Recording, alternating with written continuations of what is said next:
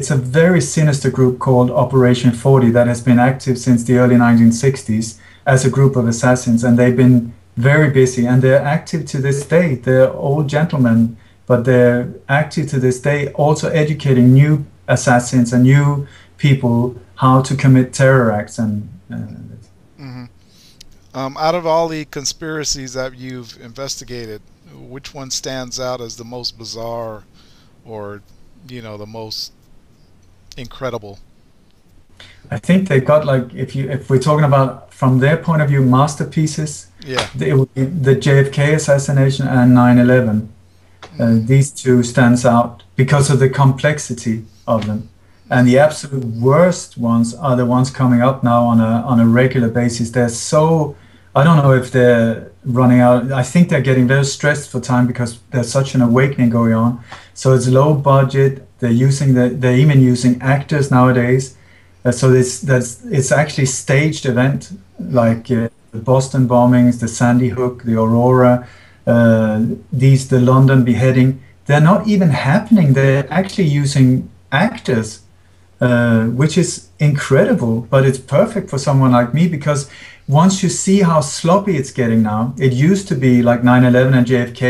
My God, they had a massive budget and they had like 6 months to a year to plan it in great, great detail. But now it's going so fast, so it's just becoming so sloppy and so badly done. And the worst one, or my absolute favorite, is the so-called beheading in London. That was so badly done, so clumsily done, that once you look into it and you break it down and you look from an objective point of view, it's absolute crap. It's so badly done that I've been thinking about, I'm going to go and approach them and say, listen, guys, give me a job. I know what to look for. I can do it a lot better than you because it's just sloppy, and also they're so aware that they can get away with it, that they don't think of the little details. Details like if you put a bomb here and it explodes, the epicenter will be here and everything will be blown up from that center. But in these cases, you put a bomb here and everything blows from that direction. It's many of these conspiracies are no-brainers if you look at them. Hmm. It's very, like Sirhan, the guy who's supposed to have shot Robert Kennedy. He had a revolver with 8 bullets, and there was at least 13 bullets fired. You don't have to be super intelligent to think that, hey, could there be a second shooter? I mean, that is so obvious. If I ask my 8-year-old daughter, she will say 5, 13, it doesn't match up. Or 8 and 13, it doesn't match up. There's 5 shots that was fired too much, and the shots were fired from a totally different direction where the lone patsy was standing. Hmm.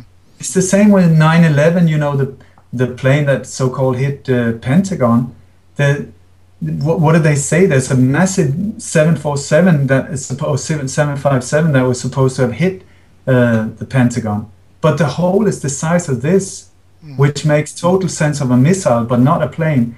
And so they spread the little scrap outside, a bit of piece of plane here, there, and so on, to to confuse us into thinking that it was actually a plane. And then when experts starts looking into it, saying, come on, it doesn't make sense at all. They say that the whole plane, including the 2 massive 6-ton engines, vaporized because of the heat. I mean, you can't even make it up. It's so bad. Yeah, yeah. But It's Americans have lost their ability for critical thinking, logical thought, reasoning. So it doesn't surprise me that using the media the way they use the media, they're able to get away with a lot of this stuff because people don't look into it. I tell you, it's like Adolf Hitler. He said it very clearly. The bigger the lie, the easier it is to make people believe in it, because Hmm. it's just so incredibly big that it's just everybody thinks, oh, come on, nobody could get away with that. Yeah. Well, they are. They are, because we're so asleep. But now it's wakey, wakey time. There's no much time to waste because it's actually happening now, big time. And if you look at what's going on in your country, I mean, you are front line at the moment. I think that people need to be aware of that.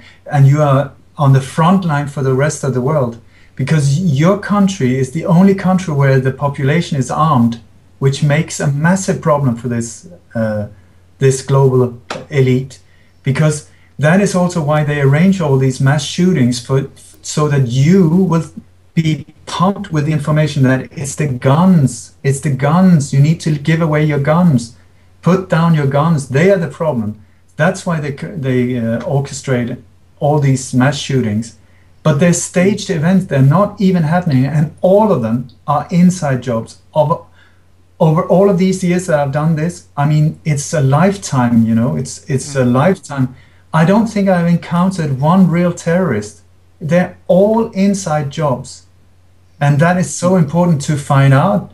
And it's there to inflict fear in the population so that we will ask for more and more protection, give more and more civil liberties away, and just say, please, please handcuff me even more. You know, it's very important to become aware of this. Yeah.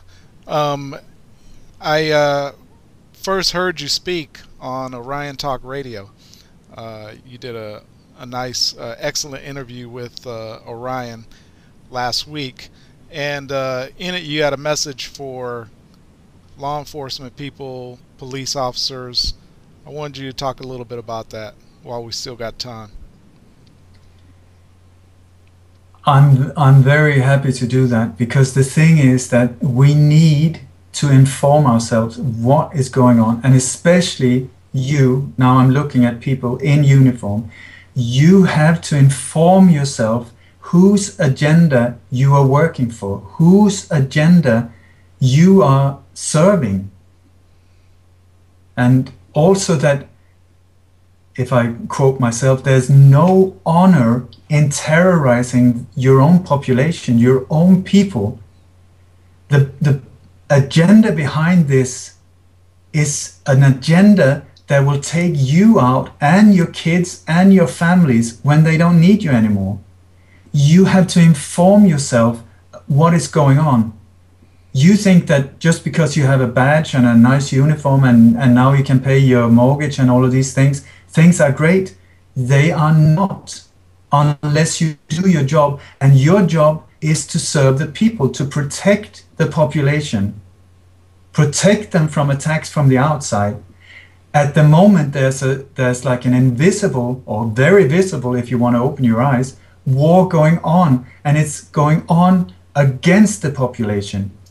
So people, sheriffs, people in uniform, security people, soldiers, whoever who are working, SWAT teams, people of victim families and so on, it's time to wake up and see what is going on. Because history is not going to look in a mild way, with mild eyes on what is going on later on. You have to wake up, and there's no excuses just because you're being given an order, or if somebody has, or you're going to lose your job because you stand up and say, this is not right.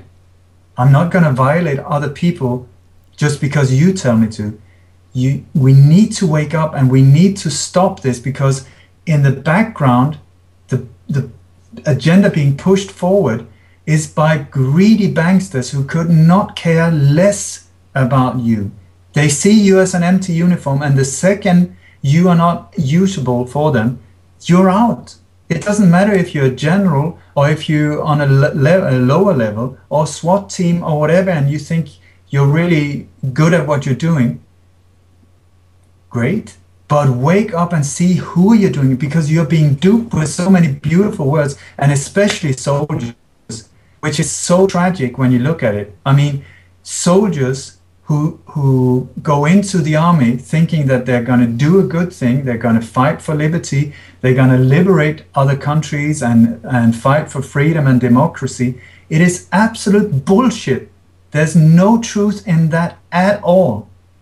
You are being duped into believing this, with lots of fancy names and titles of the operations, and you'll be informed by your officers that we're going to do this and we're going to do that for the liberation. Absolute bullshit. You are there as a brutal enforcer, and the only purpose, the task for you is to clear the area, kill people, get army bases in place so that the drug smuggling can go on in a bigger scale, that the pipelines can be pulled out, that there's no humanity in it at all. It's just a matter of brutal enforcers that slaughter whoever stands in their way.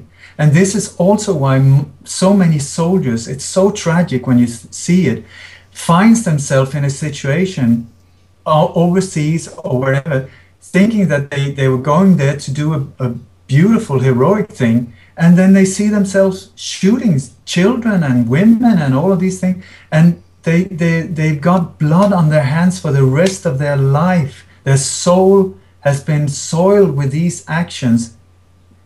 So I'm just saying, please inform yourself. Get out. It doesn't matter if they will take away your whatever benefits or whatever. It's not worth it. It really is not. And I can totally understand if you're afraid or if you're nervous of losing everything, but it's not worth it. We need to stop it. We need to stop this madness. And this is the time to do it.